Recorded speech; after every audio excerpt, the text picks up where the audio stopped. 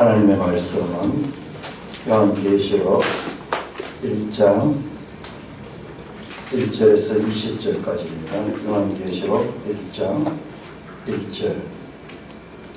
예수 그리스도의 계시라.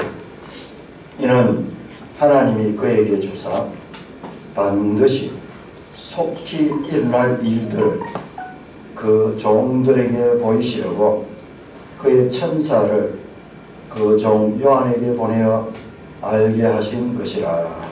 요한은 하나님의 말씀과 예수 그리스도의 증거 곧 자기가 본 것을 다 증언하였느니라. 이 예언의 말씀을 읽는 자와 듣는 자와 그 가운데 기록한 것을 지키는 자는 복이 있나니 때가 가까우니라. 요한은 아시아에 있는 일곱 교회에 편지하노니 이제도 계시고 전에도 계셨고 장차 오시리여 그의 본 앞에 있는 일곱 영과 또 충성된 증인으로 죽은 자들 가운데서 먼저 나시고 땅의 임금들의 머리가 되신 예수 그리스도로 말미암아 은혜와 평강이 너에게 있기를 원하노라.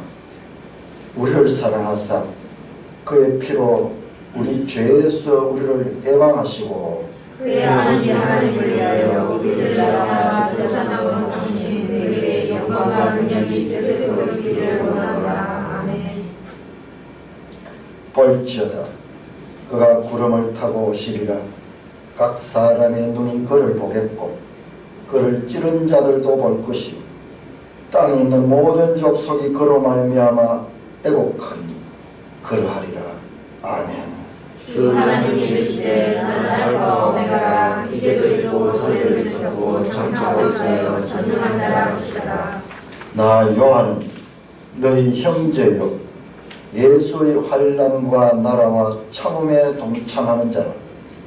하나님의 말씀과 예수를 증언하였으므로 말미암아 밤모라 하는 섬에 있었더니 주의 날에 내가 성령에 감동되어 내 뒤에서 나는 rap할 소리가 같은 큰 음성이 들으니 이르되 너가 보는 것을 두루마리에 서서 에베소, 스머나, 버가모, 두아디라, 사데, 빌라델비아, 라오디게아 등 일곱 교회에 보내라 하시기로. 오늘 나에게 말한 성령으로 이르되 일곱 금촛대를 보았는데 촛대 사이에 인자 같은 이가 발에 끌리는 옷을 입고 가슴에 금띠를 띠고 그의 머리와 털의 길이가 흰 양털 같고 눈 같으며 그의 눈은 불꽃 같고 그의 발은 풀무불에 단련한 빛난 주석 같고 그의 음성은 많은 물소리와 같으며 그의 오른손에 일곱 별이 있고 그의 입에서 자외 달라스가 나오고 그 얼굴은 해가 힘있게 비치는 것 같더라. 내가 볼 때에 그의 발 앞에 엎드러져 죽은 자같이 되매 그가 오른손을 내게 얹고 이르시되 두려워하지 말라. 나는 처음이요 마지막이니 곧 살아있는 자라. 내가 전에 죽었으므라. 어쩌자 이제 세세토록 살아있어 사망과 은혜의 열쇠를 받았으니 그러므로 네가 본 것과 지금 있는 일과 장차 될 일을 기록하라. 네가 본 것은 내 오른손에 일곱 별의 기름과 또 일곱 촛대라. 일곱 별은 일곱 교회의 사자요 일곱 촛대는 일곱 교회이라.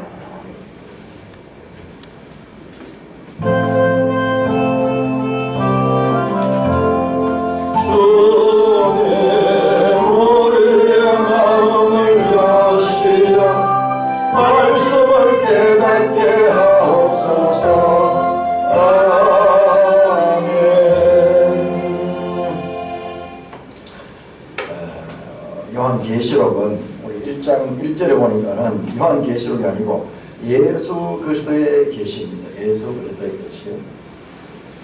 예수 그리스도께서 계시한 것을 요한이 기록했습니다. 요한이 기록하고 전했고 사실은 제목이 예수 그리스도의 계시가 지금 보는 요한계시록이라고 부르죠. 제가 지금 새벽 시간에 이것을 지금 하고 있는데요. 오늘 이 시간에 이 내용을 하려고 하면은 제대로 할 수 없습니다. 우선 크게 자, 1절에서 8절까지를 보면 들어가는 말, 영어로 프롤로그고, 그 다음에 제일 22장에 보면 마치는 말이 있어요. 에필로그가 있는데요. 한번 찾아보겠습니다. 여러분들 매일 성경을 펼치시고 또 그 옆에 여러분 가지고 있는 성경을 펼치시고, 성경은 저기 22장, 요한계시록 22장을 펼쳐주시고, 그래서 두 개를 한번 비교를 해봅니다. 그러니까 이 책이 원래 두루마리로 되어 있어요. 두루마리. 그래서 두루마리로 쭉 펼치면은 이쪽 끝에 보고 이쪽 끝에 보면 이렇게 볼 수 있는데, 우리는 지금 이게 한 장 한 장이 책으로 되어 있으니까 이게 아주 편리하면서도 그런 면에서는 성경을 공부할 때는요, 아무래도 구약 성경도 그렇고 이런 구조가 있는데, 이 구조를 보려고 그러면 한번 쫙 펼쳐놓고 보는 게 좋을 것 같아요. 자, 이 처음 시작하는 인사말, 그리고 마치는 그 에필로그 22장 6절부터 한번 보세요. 22장 6절부터. 자, 요한계시록 1장 1절과 22장 6절을 한번 비교해 보세요. 1장 1절을 보면 예수 그리스도의 계시라, 이는 하나님이 그에게 주사 반드시 속히 일어날 일들을 그 종들에게 보이시려고 그의 천사를 그 종 요한에게 보내어 알게 하신 것이라. 자, 22장 6절 한번 보세요. 또 그가 내게 말하기를, 이 말은 신실하고 참된 곧 주 곧 선지자들의 영을 하나님이 어떻게 그 종들에게 반드시 속히 되어질 일을 보이시려고 그의 천사를 보내셨도다. 자, 이 글은, 이 내용, 이 두루마리에 쓰여진 이 글은 하나님이 그 종들을 통하여 천사를 보내가지고 그렇게 기록한 것이다. 그 내용은 반드시 속히 일어날 일들. 1장 1절과 22장 6절의 내용이 같아요. 처음에 했던 말을 끝에 가서 다시 한번 반복하고 있습니다. 자, 이 글은 어떤 글이냐? 이 글은 하나님이 말씀하실 것이다. 하나님이 주신 말씀이다. 그 천사를 통해서 그렇게 요한을 통해 가지고 그렇게 알게 하신 것이 이 두루마리 책이다. 그러니까 처음과 끝에요, 이 책의 저자가 누군가? 하나님이다. 1장 1절도 보세요. 예수 그리스도의 계시라. 예수 그리스도의 계시만 이는 하나님이 그에게 주신 것이다. 예수 그리스도가 계시했지만 하나님께서 예수 그리스도에게 주신 것이다. 이 말씀의 출처는 하나님이십니다.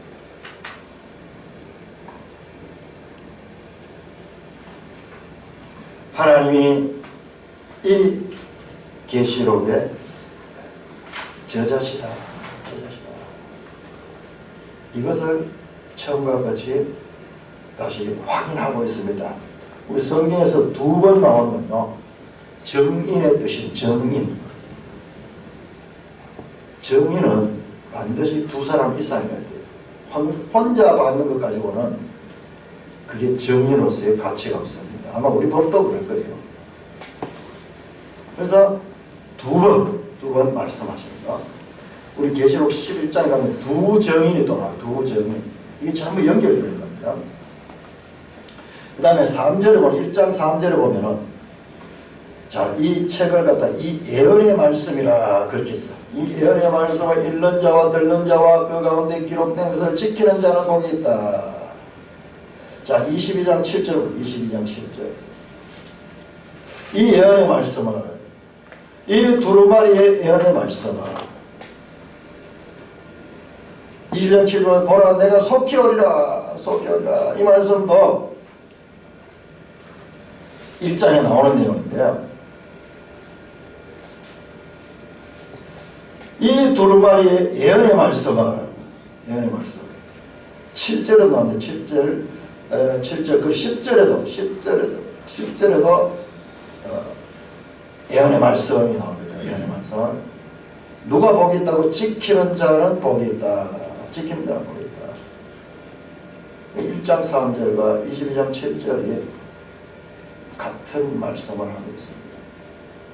자, 1장 8절 주 하나님이 시작. 주 하나님이 이르시되 나는 알파와 오메가라 이제도 있었고 전에도 있었고 장차 올 자요 전능한 자라 하시니라. 자, 22장 13절 시작. 나는 알파와 오메가요 처음과 마지막이요 시작과 마침이라. 간단하게 살펴봤는데요, 이 시작하는 말과 마치는 말, 이 두 개가요 다 평행을 이루고 있다. 그러니까 이걸 통해서 우리가 알 수 있는 것은 이 요한계시록이라는 책은 고도의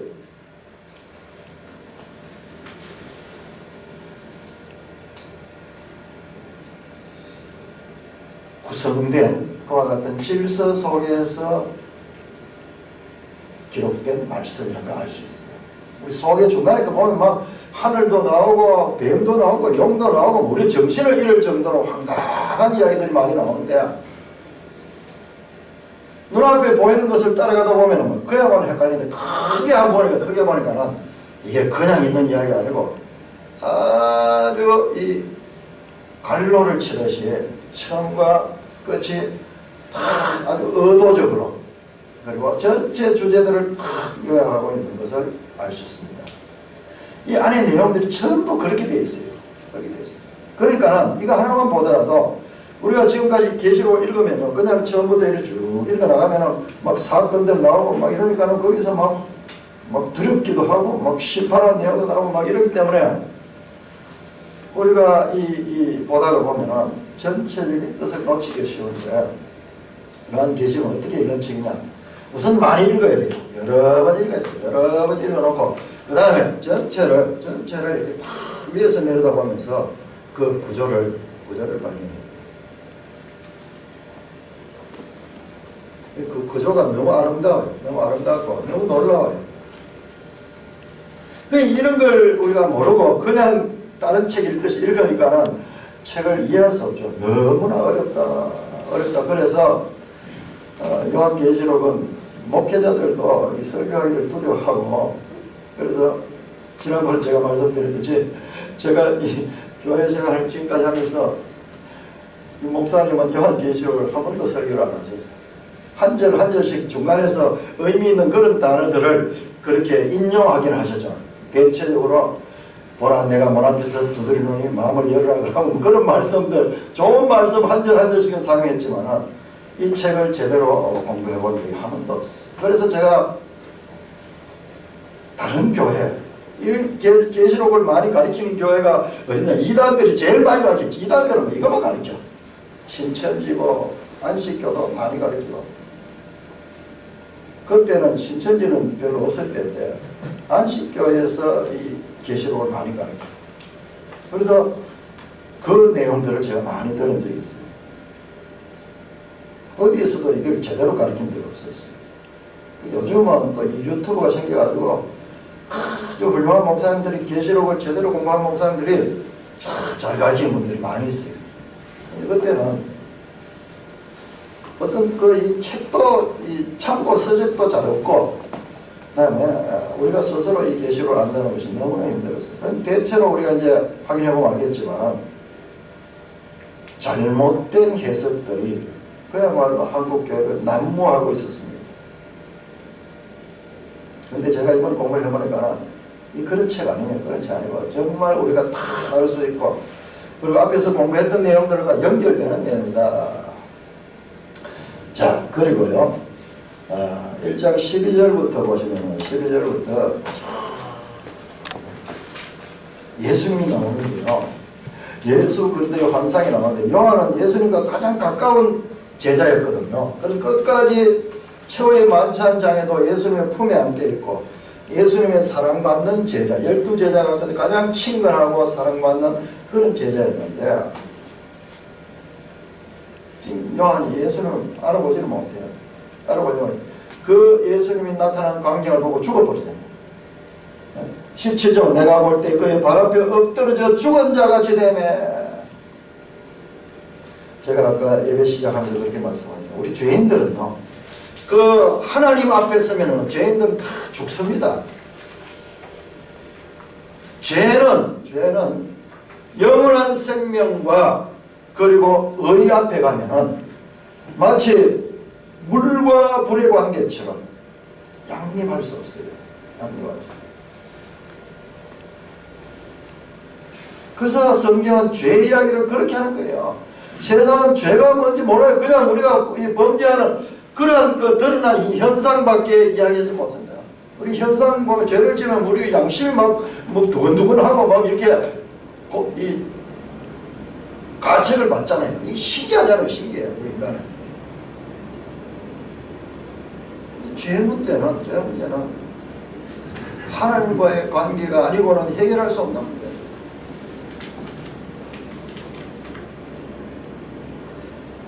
그런데 이 나타나신 주님의 모습이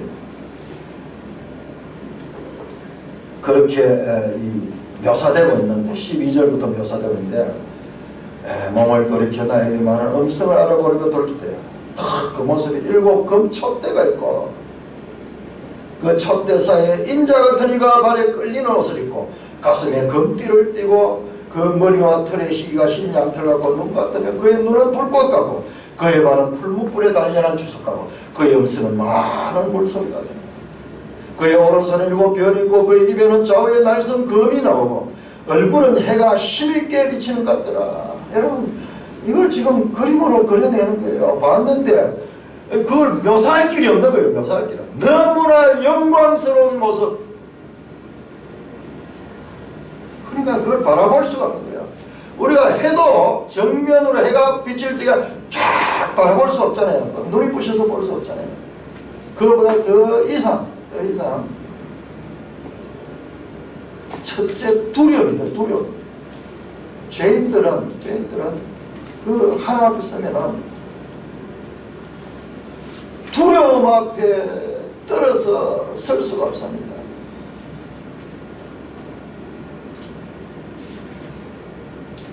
그래서 두려워 말라 그러면서 나는 처음이요 마지막이니 곧 살았느니라. 내가 전에 죽었노라. 야 이걸 보니까 전에 죽었노라 이걸 보니까 야 이게 예수님하고 좀 닮은 것 같기도 해요. 죽었다가 살아난 사람은 이 땅에 아무도 없습니다. 그런데 이분이요 우리가 복음서에서 보던 그 청년 나사렛 청년 예수예요. 그 청년 예수. 요한은 그 요한복음 1장에서 예수님을 묘사할 때 이 창세전부터 하나님과 함께 계시던 말씀이신 예수 그리스도를 소개를 했는데 요한계시록입니다. 이 영광스럽게 나타나시는 이 모습을 지금 기록하고 있는 거예요. 우리는 복음서에 나오는 예수님을 알아서 안 됩니다. 영광스러운 모습. 사람이 글로서 표현할 수 없는 위엄과 영광이 찬란한 그 모습으로 예수님이 나타나셨습니다. 자, 이 모습이 어떻게 그 2장 가면 7교회가 나오죠. 7교회에 어떻게 나타나는가 보세요. 자, 봅시다. 1장 5절 있죠. 이번에도 또 성경을 두 권을 함께 대조를 하면서 한번 보세요. 대조를 하면서 한번 보세요. 자, 1장 5절에 말씀과 3장에 라오디게아 교회와 라오디게아가 3장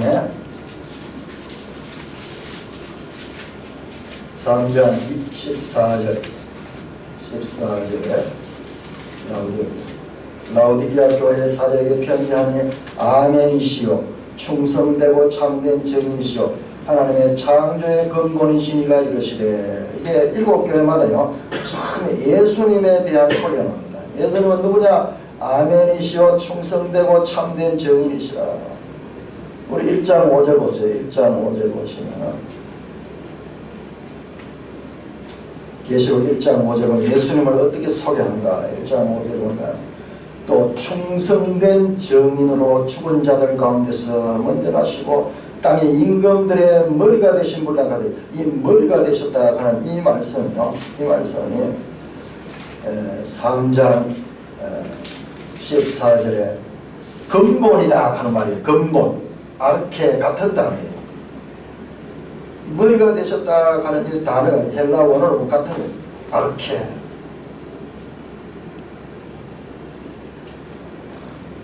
라우디가 교회 예수님이요. 지금 1장에 나오던 모습이 거기에 살짝 들어가 있어요. 자, 그 다음에 12절에 1장 12절에 보니까 1장 12절에 보니까 몸을 돌이켜 내게 말하는 음성을 알아보고 돌이킬 때 7 금촛대를 보았다. 이게 촛대가 아니고 등잔입니다. 등잔인데 이 번역이 잘못됐습니다. 촛대가 되면 안 돼요. 촛대와 등잔대는 다릅니다. 자, 7 등잔대가 보았고 13절은 그 등잔대 사이에 인자 같은 이가 딱 등장하면요. 구약 성경 다니엘서를 공부한 사람은 이게 다니엘서에 나오던 분이구나. 그 인자 같은 이가 발에 끌리는 옷을 입고 가슴에 금띠를 띠고. 발에 끌리는 옷은요 그 제사장들이 입는 옷이고요. 가슴에 금띠를 띈 것은 왕의 왕복이에요. 왕복. 그의 머리와 털의 희가 흰 양털 같고 눈 같으며 그의 눈은 불꽃 같고 그의 발은 풀무불에 달려난 주석 같더라. 자, 여러분 2장에 두아디라 교회 한번 찾아요. 두아디라 교회. 두아디라 18절에 나오는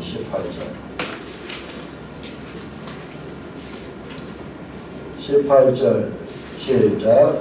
두아디라 교회의 사자에게 편지하노라. 그 구름이 불꽃 같고 그 발이 빛난 주석 같은 하나님의 아들이 이르시되. 이게 하나님의 아들이래요. 하나님의 아들. 지금 1장 15절에 나오는 그 발이 불 같고 이 주석 같은 그리고 눈은 불꽃 같은 그분이 하나님의 아들이에요. 하나님의 아들. 그런데 이 1장에 나오던 이 모습이 두아디라 교회에 짤막하게 소개됩니다. 자, 16절에 보니까 1장 16절 그 오른손에 7 별이 있다 그랬습니다. 자, 2장에 사대교회 한번 찾아요. 사대교회 3장 1절에 3장 1절 시작. 사대교회의 사자에게 편지하라. 하나님의 7영과 7별을 가지시니가. 지금 7별 7영이양이 나오는데 그 오른손에 7별을 가지니가. 사대교회는 오른손에 그 7영과 7별을 가지시니가 말씀하셨다. 이분을 지금 예수 그리스도로 소개하고 있는 거예요. 자, 버가모 교회 2장에 나오죠. 자, 2장 12절 버가모 교회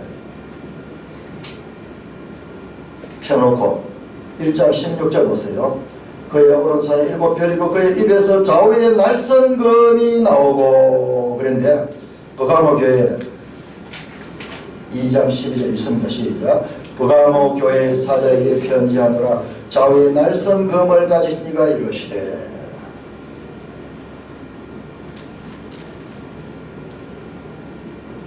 자, 스모나 교회 한번 스모나 교회 2장 8절 시작. 스모나 교회의 사자에게 편지하노라. 처음이며 마지막이며 죽었다가 살아나시니가 이르시되. 자, 1장 17절 후반절에 보니까 처음이요 마지막이니 18절에 곧 살아있는 자라 내가 전에 죽었노라. 18절 후반절 볼지어다 내가 이제 세세토록 살아서 사망과 음부의 열쇠를 가졌노니. 자, 빌라델비아 교회입니다. 빌라델비아 교회 2장 7절 3장 7절 3장 7절 3장 7절 시작. 빌라델비아 교회 사도에게 편지하라. 거룩하고 진실하사 다윗의 열쇠를 가지시니 곧 열면 닫을 사람이 없고 닫으면 열 사람이 없는 그가 이르시되. 자, 20절 보니까는 1장 20절 보면 네가 본 것은 내 오른손에 7 별의 비밀과 곧 또 7 금촉대라. 자, 2장 1절 한번 2장 1절 2장 에베소 교회 시작.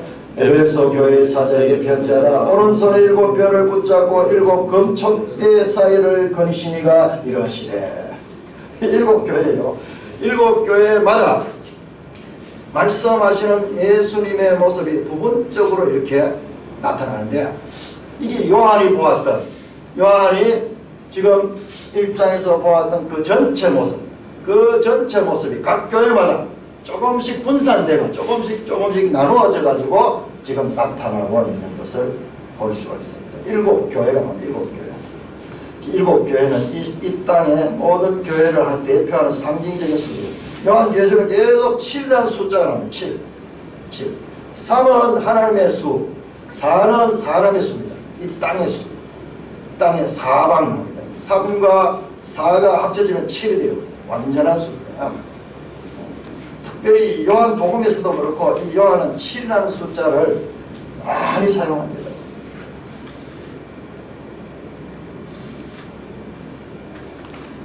각 7 교회가 있는데 이 여러 형편과 다른 지역에 있는 교회들이 등장하는데, 그런데 그 교회들 속에 요한이 1장에서 보았던 그 예수님의 부활하신 그 예수님의 영광스러운 모습들이 여기에도 조금 나타나고 저기에도 조금 나오고 저기에도 조금 나오고 같지는 않고 다른 식으로 이렇게 분산되어서 흩어져 있는 걸 볼 수 있습니다. 와, 그냥 막 나온 줄 알지만 이게 앞에서 나왔던 본 모습 전체 모습을 여기에서 일부 떼어가지고 에베소 교회 나오고, 그 다음에 스무나 교회 또 일부 나오고, 그 다음에 빌라델비아에 또 일부 나오고, 라오디게에 일부 나오고, 이렇게 분산되어 있습니다. 이 구성에서도 이 7 교회는 각각의 교회지만 다 주님의 교회다, 그리스도의 교회라는 것을 알 수가 있거든요. 각 교회는 우주적 하나님의 교회의 지체입니다. 여러분, 교회는요 너무 힘이 높습니다. 여러분, 저와 여러분들이 교회인데요, 한번 생각해 보세요. 우리가 왜 어떻게 교회가 되었는가? 우리는 그냥 이 나라에 대한민국에 살고 있는 거랑 대한민국 국민으로 하는데 그보다 더 영광스러운 하나님 나라의 교회입니다. 우주적 교회입니다. 이건 역사를 통해서 대한민국보다도 더 오랜 역사를 가졌고, 그 다음에 여기에는 민족과 언어와 그와 같은 백성들의 구분이 없어요. 피부 백깔에도 구분도 없는 그와 같은 이 교회는 하나님 나라입니다. 하나님 나라. 그 하나님의 나라 이 땅에 있는 모든 교회들은요 그리스도의 교회.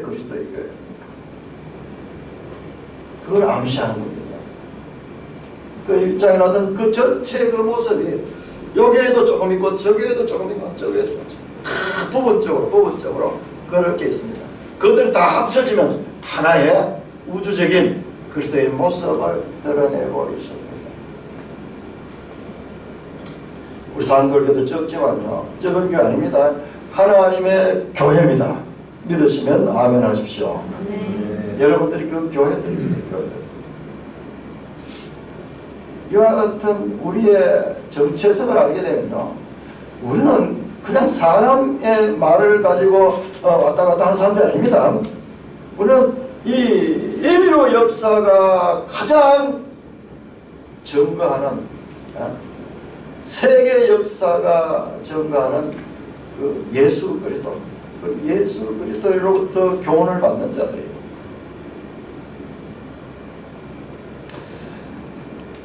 우리 매일 성경 73쪽을 한번 73쪽 오늘 내용을 볼 수 있는 그런 시간이 있고요. 전체 아웃라인 한번 73쪽에 보면은 지금 이분이요. 우리가 너무 감사한 것이 우리 한국이에요. 아주 좋은 성경 신학자들이 많이 계세요. 그런데 이분들의 이름은 별로 안 알려져 있어요. 큰 교회 목사님들은 막 유명한데요. 정말 하나님의 말씀을 제대로 연구하고 가르치는 그런 신학자들의 성경 신학자들의 모습은요 너무나 초라하고 그리고 사람들이 세상에 알아주지 않아요. 여러분들도 모르잖아요. 이분 모르잖아요. 저도 이번에 알았어요. 이거 어떻게 알 수 있냐? 세상에 눈에 보이는 건 그냥 수만 많고 크기만 하면 막 대단해 보이지만 이건 다 읽어봐야 돼요. 다 읽어봐야 돼요.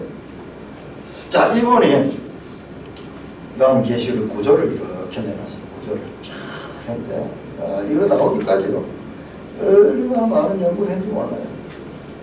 여러분 우리가 지금 보고 있는 성경은요 그냥 뭐 금색이 기록된 게 아니고 신약 성경 2000년 전에 기록됐어요. 저 온 세상이 같이 보는 책입니다. 그러니까 어마어마한 공부를 하고 있는 거예요. 깊이 보니까는 야 그냥 마구 읽어가지고는 이해가 안 되고 이런 구조를 가있구나. 그런데 우리 구조만 봐도 복잡해요. 그런데 이 구조도 부족해요. 이 구조도 방금 내가 보여드렸잖아요. 이 서론과 마지막 그 이 결론 부분에 그 프롤로그와 에필로그가 이렇게 쫙 서로 숨이 상관하고 있다는 것도 지금 미리 안 나왔어요. 그 다음에 이 장에 그 일곱 교회 속에 그리스도가 이렇게 분산되어 가지고 녹아 있는 그런 모습도 여기 안 나왔어요. 그러니까 이 구조도 대단하지만 이 구조 가지고는 설명할 수 없는 더 복잡하면서도 아름다운 구조가 요한계시록에 있을 것이라고 예상이 됩니다. 자, 우리가 요한계시록 들어가기 전에 우리 지도 한번 보겠습니다. 지도 382쪽을 함께 지도 지금부터는 지도를 많이 보겠습니다. 본문 들어가기 전에 요한계시록의 배경을 우리가 봐야 되겠습니다. 382쪽을 한번 펴보시고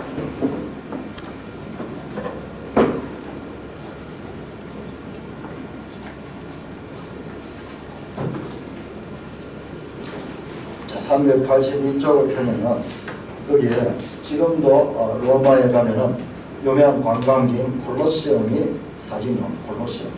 왜 이게 여기 나온가? 왜 이게 여기 나온가? 자, 거기 보면은 382쪽에 요한계시록하고 설명이 나옵니다. 이 콜로세움이 왜 여기에 등장하냐면 1세기의 그리스도인들입니다.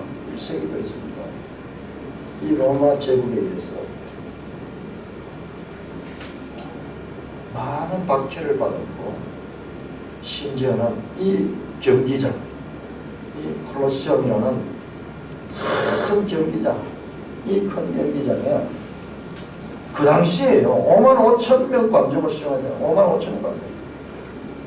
55,000명. 지금 우리나라에 그런 큰 경기장이 잘 없어요. 우리 대구에 이게 얼마나 되는지 모르겠네요. 2, 3만 되는 것 같은데. 그 당시에 여기에서 그리스도인들이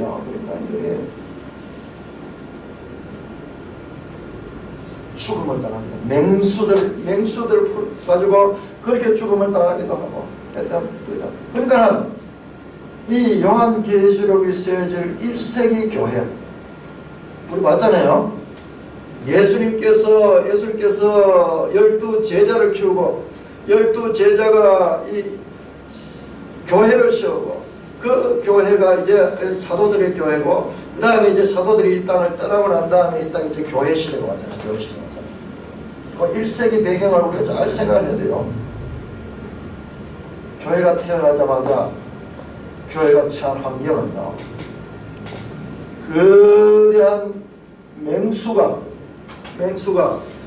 그 어린아이를 잡아먹으려고 하는 것 같은 그와 같은 상황이에요. 그래서 계시록에서 그림들이 많이 나오는 거예요. 로마 제국이라는 세계적인 그와 같은 힘을 가진 이 제국이요. 아무런 힘이 없는 이 교회를 박해하는 거예요. 그래서 예수 믿었다는 그 죄를 인해가지고 그리스도인들은 로마의 황제를 주라고 부르지 않는 거예요. 왜냐하면 그들은 주님이 따로 있기 때문에, 예수 그리스도가 주님이기 때문에 그냥 보는 앞에서 속으로는 주님 이렇게 생각하고 겉으로는 그냥 이 당시에 도미티안 황제인데 도미티안을 주라고, 도미티안 하는 이 이름 자체가 도미닉 하는 이게 주라는 뜻이에요. 주라는 뜻이에요. 교회는 1세기 이 교회는요 엄청난 시련과 박해가 있었습니다. 그래서 이 배경을 생각해야 돼요. 이 배경. 우는 사자같이 갓 태어난 교회를 멸절시키려고 하는 그와 같은 로마 제국 시대에 교회가 탄생이 됐다. 자, 358쪽부터 하면 이 지도책이 얼마나 잘 되는지 여러분들 사용하면 모릅니다. 358쪽부터 이렇게 보면요. 이 358쪽 보니까는 여기는 배경이 가나안 지역이네요. 예수님은 이 지역을 벗어나지 못했어요. 이 지역을 벗어나. 그런데 예수님이 돌아가신 후에 이제 이 사도들이 복음을 전파하는데 그 중에서 대표적인 인물이 바울 사도가 나와가지고요 은혜를 받고 이 복음을 전하는데 359쪽 저 안디옥 교회에서 파송을 받아가지고 지금 이 소아시아 지역으로 이렇게 복음을 전했습니다. 1차 전도에. 자, 2차 전도에. 자, 이번에는 더 멀리 저 아시아 지역을 떠나가지고 건너가지고 저 좌측편에 있는 끝에 있는 저 마게도냐 하는 오늘날 유럽의 입구입니다. 유럽의 입구. 유럽 대륙이 그렇게 연결돼요. 그로까지 갔다가 저 밑으로 내려가서 다시 이렇게 복음을 전합니다.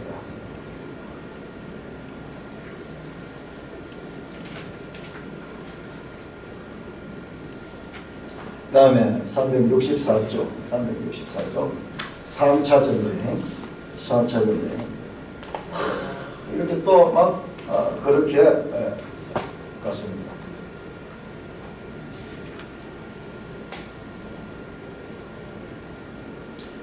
이렇게 유럽까지 건너갔습니다. 그래서 다시 배를 타고 오면서 이 짧은 시간에 사도 바울은 그야말로 성령의 강력한 능력을 입고 교회를 개척하고 떠나고 교회를 개척하고 떠나고 그래서 각곳에 이제 교회가 세워집니다. 366쪽에 바울이 체포되고 투옥되는 내용이 나와요. 자, 368쪽에 보면 바울이 로마까지 갑니다. 이 로마로 갈 때는 전도하러 가는 것이 아니고 로마로는 이제 제수가 되어서 재판을 받으러 로마에 갑니다. 사도 바울은 그 유대인이지만은 로마의 시민권을 가진 집안의 출신이에요. 그래서 로마 시민권자는 특별한 로마 법의 보호를 받는데요. 아무 데서나 재판받는 게 로마에 가서 아주 공정한 재판을 받을 수 있는 그와 같은 권리를 가지고 있습니다. 나중에는 하나님께서 그 시민권을 사용해가지고 로마까지 가서 로마는 그 당시 세계 제국을 지배하는 그 수도까지 가게 됩니다.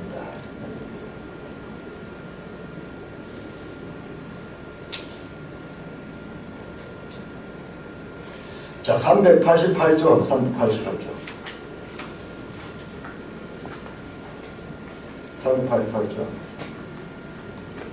자, 1세기 지나고 2세기, 3세기가 되니까요. 2세기, 3세기 되니까 이와 같이 교회가 로마가 지배하는 로마 제국이 지배하는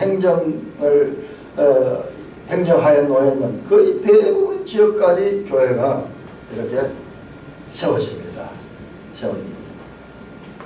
여러분 겉으로는 우리 로마 제국만 대단한 줄 아는데 로마 제국이 눈에 드러나게 세계를 지배할 적에 빛도 없이 소리도 없이 아주 작은 교회들이 로마 제국이 깔아놓은 그 길을 따라가지고 그 전도자들이 가서 교회를 세우게 되는 것입니다.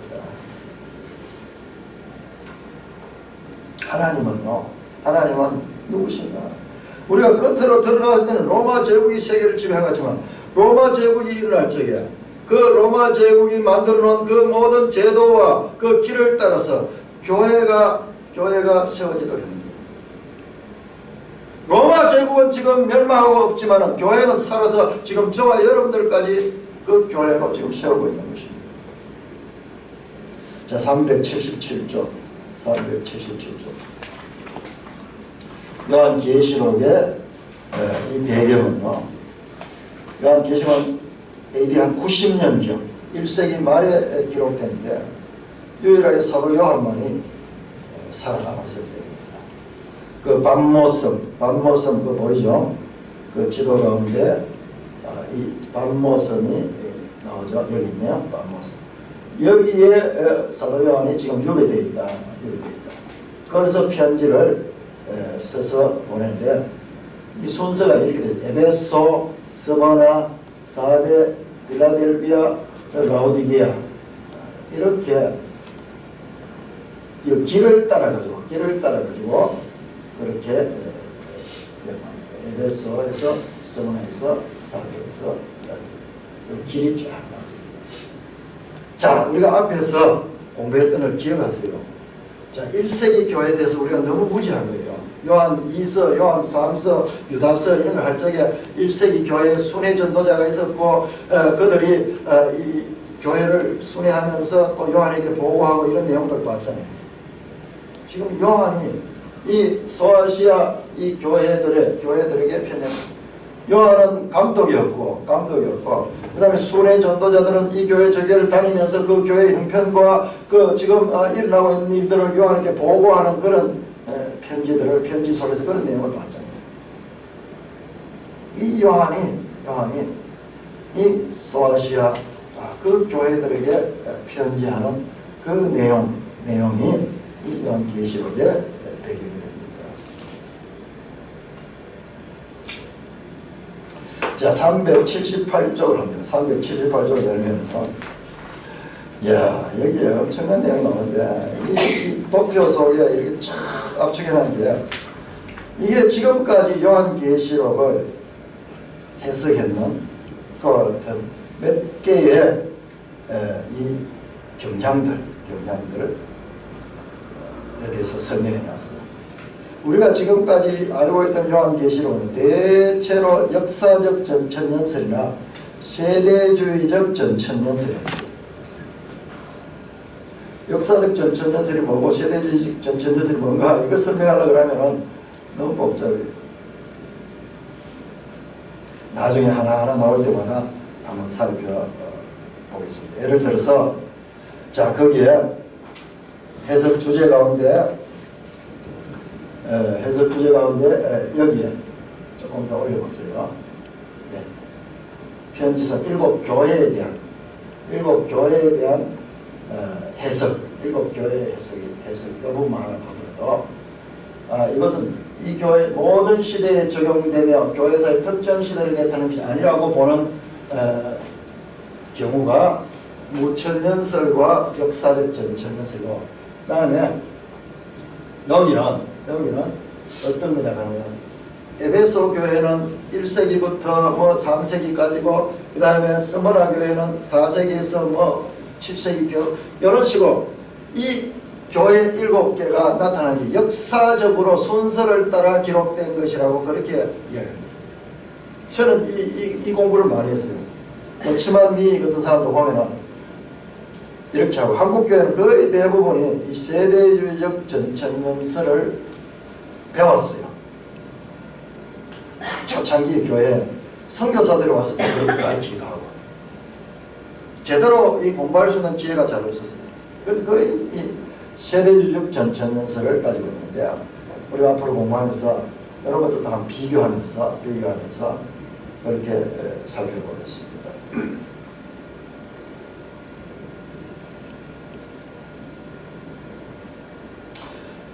이 소아시아의 7교회 이제 갓 태어난 교회는 이 소아시아 지역의 이 교회들 공통적인 2장 1절부터 3장까지 걸쳐서 이제 7교회에 대해서 설명이 나오는데 환난을 당하는 교회, 환난을 당하는 교회가 세상에 태어나자마자 이 세상으로부터 또는 내부적으로는 거짓 선지자들 때문에 환난을 당하는데요. 그것이 나옵니다. 이번 수요일날 제가 그 부분을 우리가 지난번 공부했던 거 탁 연결돼요. 지난번에 우리가 요한 2서, 요한 3서, 유다서를 공부하면서 보면서 야, 이 교회 시대의 가장 핵심 문제는 바른 복음과 다른 복음의 관계구나. 근데 그게 그대로 연결되는 것을 발견할 수 있어요.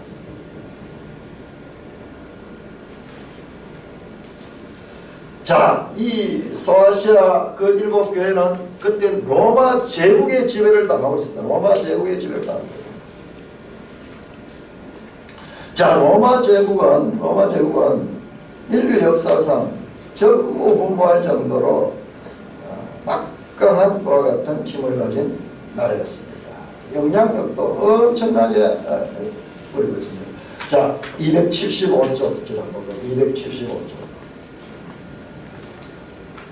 예수님이 태어난 당시에 로마 제국. 우리 지도책 그 앞에 보면요, 로마가 어떻게 성장했는가도 다 나옵니다. 로마도 처음에는 조그만 이 도시국가로 시작이 되는데 264쪽에 이 초기 로마, 이탈리아 반도 가운데 아주 작은 이 지역, 그 보라색 지역, 여기서 출발합니다. 이 BC 한 700년경. 그러면서 어떻게 성장했나가 그 뒤에 쭉 나옵니다. 쭉 나와가지고 예수님 당시에는 274쪽 이 가이사 아우구스투스 시대, 이때 로마 제국. 그러면 이것도 한번 크게 한번 봅시다. 우리가 세계사와 성경을 한번 비교해 한번 봅시다. 자, 이때 로마 제국이요, 첫 황제가 아우구스투입니다. 아우구스투스. 그 이전에 로마 제국은 집정관 제도, 황제가 없습니다.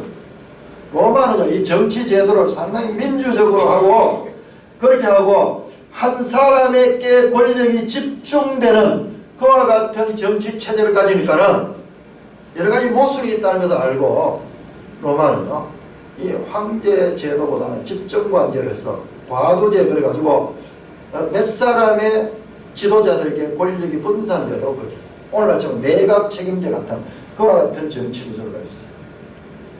그런데 그렇게 쭉 오다가 예수님이 오시는 그때 돼가지고는 이제 황제 제도를 만든, 황제 제도를. 그동안 그렇게 반대하고 그렇게 했던 이 로마의 오늘날 국회 제도 같은 이런 게 다 나오죠. 원로원 제도가 이게 다 그때 다 있어요. 처음 황제, 첫 황제가 나올 적에, 첫 황제가 지금 와서 보세요. 세계를 다 지배하고 있고, 지금 유대나라도 이 로마의 식민지로 지배되고 있잖아요. 이 세계를 지배하는 이 로마의 식민지 가운데서 아주 작은 그 이 베들레헴 땅에서 한 아기가 태어나. 온 세상은 아우구스투를 주라고 숭배하고, 아우구스투스라는 이름 자체가 존엄한 자라, 신적인 의미, 신적인 의미. 로마의 가이사 아우구스투스. 세상의 왕, 왕 중의 왕입니다. 그 시대에 하나님은 베들레헴 지역에서 한 아기를 태어났는데, 십사는 이 아기가 왕 중의 왕이에요. 왕중. 우리는 겉으로 볼 때 세계의 가이사 아우구스투만 봤는데, 그때 태어난 아기 십자가에 못 박혀 죽은 그 천년이 바로 왕 중의 왕이었습니다. 그러니까는 이때는 로마가 세계를 탁 지배하고 있으니까는 그 7교회가 있는 그 아시아 지역, 이 아시아 지역 여기거든요. 여기에 아까 그 교회가 있습니다. 그래서 이 아시아 교회에 있고, 이 에베소에 사도 바울이 에베소 교회도 개척을 했고, 그 다음에 사도 요한이 여기에 감독으로 있었다. 지난번에 말씀드렸죠. 이 에베소 교회 이 지역에 예수 믿는 자들이 주를 섬기지 않나. 저 로마 황제를 온 세상이 다 주로 섬기는데 이들이 이 로마 황제를 주로 섬기지 아니하게 되면 사회생활을 할 수 없습니다. 우리 일제시대 경험해봤잖아요. 일제시대 때 일본에도 천황숭배. 그래서 각 교회마다 예배드리기 전에 먼저 동쪽을 향해서 천황이 있는 동쪽을 향해서 절을 하고 의식을 하고 예배를 드리고, 그렇게 교회조차도 그렇게 했어요. 그렇게 제도화시켰어요. 그런데 정말 믿음 있는 분은 그것은 우상숭배다 그러면서 그걸 반대하고, 그러다가 투옥되기도 하고 심지어는 순교당하기도 하고 했던 이야기죠. 우리 한국교회가 어린아이로 처음 태어났을 때 똑같이 이와 같은 거대 마귀 세력인 그와 같은 그 일본의 그 천황숭배에 의해서 환난을 당합니다. 그래서 일제시대요, 우리 그 믿음의 조상들은 요한계시록을 우리나라에 대한 이야기로 생각할 정도로 이 계시록을 가까이 했어요. 1세기 교회가 당하는 그와 같은 똑같은 교통을 우리가 당하고 있으니까요. 한국교회 출발부터요, 범상치 않습니다. 특별히 이 소아시아 지역은요, 이때 당시로 무역이 많이 행해지던 그와 같은 지역입니다. 다 이렇게 이 조합이 있어. 조합, 노동조합 같은, 노동조합은 큰 거기고 어떤 또 이 세부적인 그런 조합들이 있잖아요. 길드라 그러는데, 이런 제도들이 이때 한 벌써 다 여기 있었어요. 우리 이 사도행전에 나오는 자주장사 루디아의 고향이 어딘지 아세요? 이 도아디라예요. 도아디라 교회. 벌써 하며 이 아시아에 있으면서 루디아는 이 아시아 이 도아디라 이쪽으로 되어 있습니다. 여기에서 어디 가냐? 이 마게도냐 필리포에 여기에서 무역을 하고 있어요. 여기서 옷감 장사를 하고 있었잖아요. 이때 당시도 상업과 이런 무역업들이 발달했어요. 근데 여기에서 살면서 이와 같은 노동조합에 참여하지 않게 되면 경제적인 불이익이 말도 없이 많은 거예요. 성도들도 이 땅에서 먹고 살아야 됩니다. 직업을 가져야 되는데, 근데 그 직업을 가지면 그 직업대로 따라하게 되면 우상을 숭배해야 되고, 그렇게 되면 그 신앙 양심이 그것을 용서하지 않고 또 현실적으로 살아야 되고, 이런 가운데서 성도들은 많은 갈등을 느끼고 고난을 당합니다. 환난을 당합니다. 지금도 우리가 자영업을 하거나 개인 사업을 하는 사람들은 주일 성수하는 것이 쉽지 않잖아요. 공무원들은 학교나 뭐 이런 데는 다 주일 되면 쉴 수 있도록 이런 제도가 어떻게 마련이 됐을까요? 우리가 기독교 국가도 아닌데 왜 주일이 되면 다 쉬고 그렇게 신앙생활 할 수 있도록 이런 제도가 만들어져요. 여러분들 예를 들어서 주일날 일하게 하고 주일을 쉬지 못하게 하고 주일날 출근하도록 그렇게 만들면 우리가 신앙생활 할 때 얼마나 어렵겠어요. 처음 신앙생활 하면서 제일 힘든 것이 주일 성수입니다. 저는 학교에 있을 때는 이 주일 성수가 전혀 주일 지키는 게 어렵지 않았는데, 나와서 미술 학원을 하다 보니까 여름 방학쯤 되면은 이 학생들이 시골에서 올라와가지고 이 학원을 선택하기 위해서 다니는 거예요. 근데 그들이 이제 주일날이나 토요일날 이때 많이 오니까 주일날 예배만 잠깐 드리고 와서 문을 열어가지고 거기 가서 이 수강생들을 이렇게 모집하고 이래야 되겠다 하는 그런 생각 때문에 그렇게 문을 열은 적도 있어요.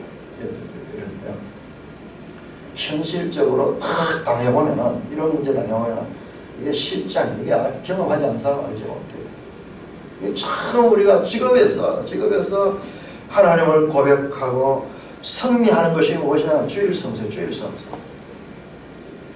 이 주일은 내가 철저하게 하나님의 날로 인정하고 이 주일은 무슨 일이 있더라도 내가 지키겠다. 이와 같은 믿음을 보일 적에 하나님께서는요, 그 믿음을 기쁘게 말, 그게 이기는 자입니다. 신앙자는 늘 주일만 되면은, 야, 오늘 나가면은 돈을 얼마나 벌일 수 있을 텐데, 이러면서 늘 갈등이 올 거예요. 늘 갈등이 오고, 이러면 평생 그 갈등을 면하지 못하지만, 딱 믿음을 가지고 주일은 하나님의 날이야, 주님의 날이야. 그렇기 때문에 이 날은 주님을 경배해야 돼요. 그래서 모든 일의 우선순위를 주일에 둬버리면요, 평생 그렇게 살아도 한 번도 그게 되지 않습니다. 믿음으로 딱 정리가 되어버리면 더 이상 유혹이 없습니다. 다 해결해낼 수 있습니다. 우리들이 그렇잖아요. 무슨 일들이 생기더라도 다 주일이 우선적으로. 이렇듯이 소아시아 그 성도들, 초대교회 성도들은 이 환경 가운데서 엄청난 환난을 당해 생활 속에서도 어려움을 겪게 되는 그와 같은 경우를 가지게 됩니다. 우리 기업들이 주일 성수를 잘 할 수 있도록 기업이 이렇게 해주는 그 자체만도 엄청난 일이에요. 엄청난 일이에요. 아마 저 대기업 같은데, 삼성 같은데 물론 많이 준다 그러지만요, 정말 그게 시간적으로 힘든 것 같아요. 자, 요한계시록 보면은, 우리가 지난번에 마지막 이 설명을 보면은, 다시 한번 매일 성경 해석 한번 봅니다. 70쪽 불을 켜주시고요. 불을 켜주시고 70쪽 그 제목 보세요. 제목. 자, 요한계시록이 아무리 복잡한 이야기라도 주제는 이거다. 다 같이 제목 시작. 내 백성은 반드시 승리하리라. 어디에서 승리하느냐? 이와 같은 초대교회가 당면한 이와 같은 현실적인 로마 제국으로부터, 생활로부터, 그리고 거짓 선지자들로부터 이겨내는 그와 같은 전쟁이 이 교회 속에 있는 것입니다. 자, 75쪽 한번 75쪽 중간에 보면은, 자, 74쪽 제목, 큰 제목이 고정관념을 깨뜨리는 일개 방향성. 차라리 요한계시록 공부하는 데는요, 초신자들이 좋습니다. 교회 오래 다니는 분들은 요한계시록을 듣기는 많이 들었는데 제대로 배우지는 못해서, 그러니까 부분적으로 보면서 아까 얘기했던 전부 세대주의적인 그와 같은 것을 우리 한국교회에서 많이 배웠어요. 그래서 우리가 고정관념을 많이 가해서 운동 같은 거 할 적에 자세가 잘못되면은 이 처음 배운 사람보다 그 자세 잘못된 사람은 자세를 고치는데 더 힘이 드는 것 같아요. 그렇듯이 이 계시록에 대한 고정관념들이 있어요. 이걸 우리 깨뜨려야 돼요. 이걸 깨뜨려야 되고, 저 그 내용들, 이분은 이우재 교수라는 분은 요한계시록에 우리나라에서 제일 전문가 가운데 한 분이에요. 너무 좋은 선생이 지금 우리한테 가르치는 거예요. 쫙 가르치는데 제가 읽어보니까 정말 잘 설명하고 있어요. 75쪽에 중간에 좌측편의 중간에 넷째 제목 같이 있습니다. 그 보라색 시작. 넷째, 65권의 성경과 다른 차원을 언급하는 부록이 아니라 복음의 메시지다. 우리는 요한계시록을 대하면 요한계시록 완전히 다른 책들과 다른 책으로 이렇게 생각했어요. 근데 그렇지 않고 이 책도 마찬가지로 다른 65권의 성경과 연속된다.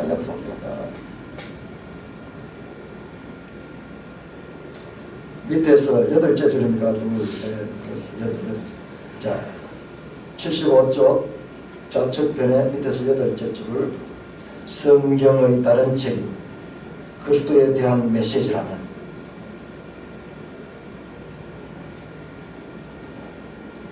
요한계시록도 예수 그리스도 복음에 대한 메시지다. 그러니 요한계시록을 종말론으로만 풀어가는 것은 반쪽짜리 진리인 것이다. 요한계시록에 종말에 관한 말씀이 나옵니다. 그렇지만 요한계시록 전부 종말론만 보는 거예요. 종말론만. 그렇게 무서운 거예요. 그 아니에요. 1세기 교회가 이겨낼 수 있도록 지금 1세기 준책이 1세기 성도들에게 준책이다. 그렇지만 그 1세기 준책이 오늘날 모든 교회도 적용될 수 있지만은, 그러니까는 이거를 마지막 때의 예수님의 종말에 대한 메시지로만 풀어가는 것은 반쪽짜리다, 틀린 건 아니지만 부족하다 이 말이에요. 근데 우리는 그걸 막 전체적으로 그렇게 받는 거예요. 요한계시록은 복음으로 읽고 이해해야 된다. 그렇다면 복음이란 무엇인가? 한마디로 기쁜 소식이다. 그렇다면 복음은 왜 기쁜 소식인가? 그것에 대한 답이 고린도전서에 나왔다. 시작. 형제들아, 내가 너에게 전한 복음을 너에게 알게 하노니 이는 성경대로 그리스도께서 우리의 죄를 위하여 죽으시고 장사되신 바 되셨다가 성경대로 사흘 만에 다시 살아나십니다.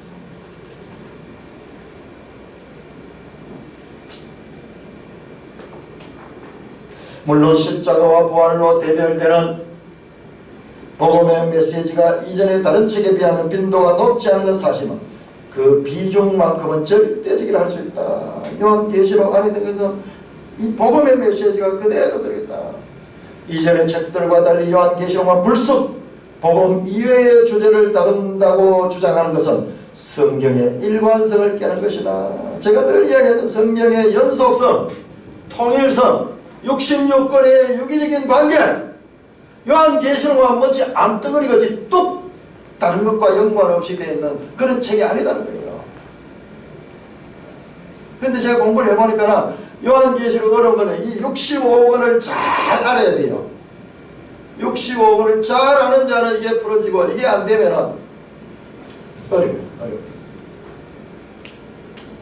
해석을 시도하는 적지 않은 사람들이 범하는 가장 크다는 위험은 바로 이 복음 메시지가 상실된 채 두려움을 자극하는 허무맹랑한 해석들로 난무하게 되는 점이다.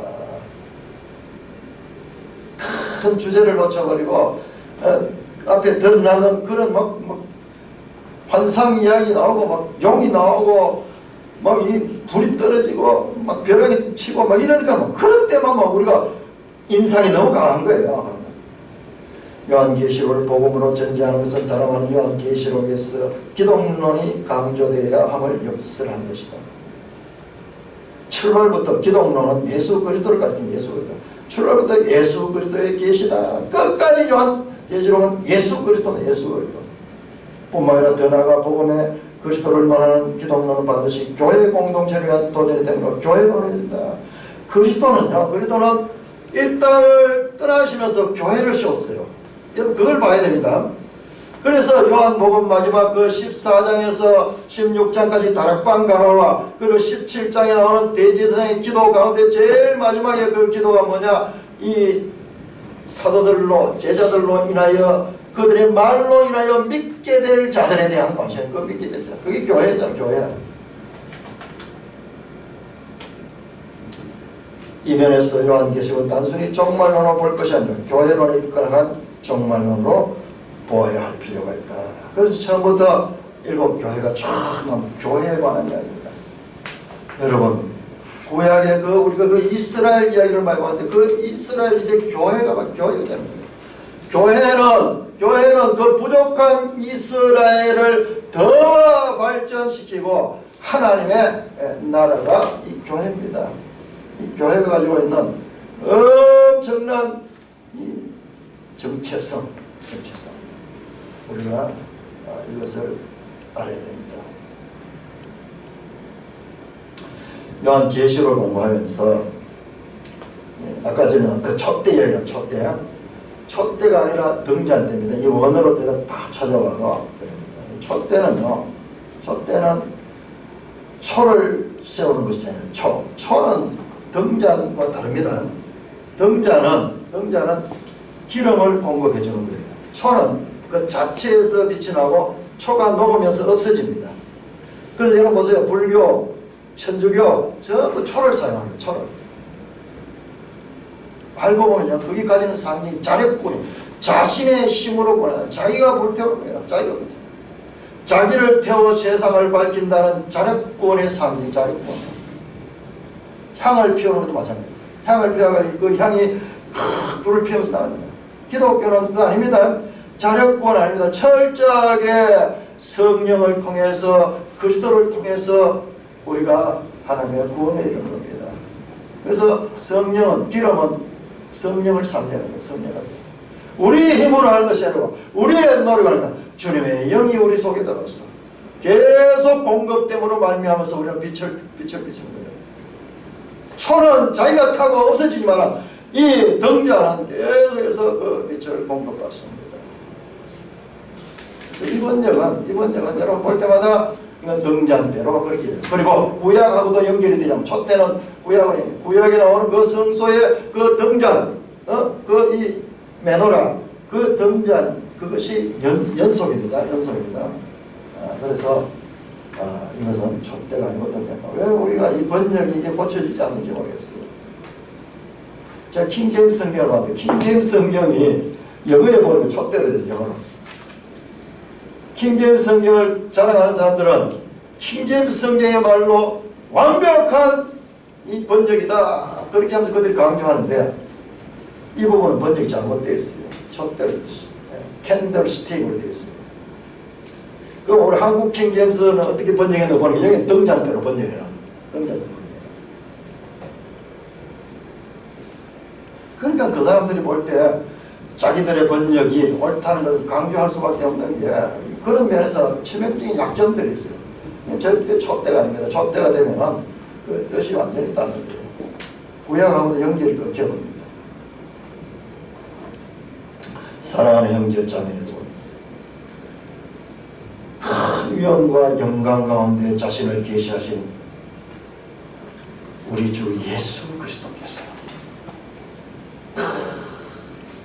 말로 표현할 수 없는 그와 같은 위엄과 영광스러운 모습을 요한이 보고 죽은 자처럼 될 정도로 그런 영광스러운 모습을 그걸 글로 표현할 거예요. 어떻게 표현할 수가 없어요. 그림 한 장을 쫙 보여줬는 거예요. 주님은 생전에 교회를 보지 못했어요. 여러분 예수님께서 교회라는 말씀을요, 이 복음서 가운데 딱 한 군데 합니다. 그 베드로와의 그 대화 가운데서 너는 베드로라, 내가 이 반석 위에 내 교회를 세우리라. 그 마태복음 그 16장 거기 한 번 하고 19장인가 딱 한 번 두 번 나와요. 교회. 그리고 주님은 교회도 보지도 못했고 교회는 사도들에 의해서 세워집니다. 주님은 그러나 교회를 탄생시킵니다. 부활하시고 성천하시고 보좌 우편에 앉으셔서 아버지께로부터 성령을 받아 이 땅에 보내준 그 오순절 그날 이 땅에 교회가 세워졌습니다. 베드로가 설교하고 이 예루살렘의 교회가 세워졌습니다.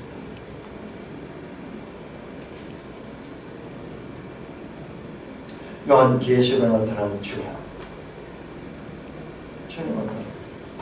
모든 관심은 교회에 있습니다. 그래서 7 교회의 사자들에게 편지하라 그러면서 이 말씀을 주는 것이요.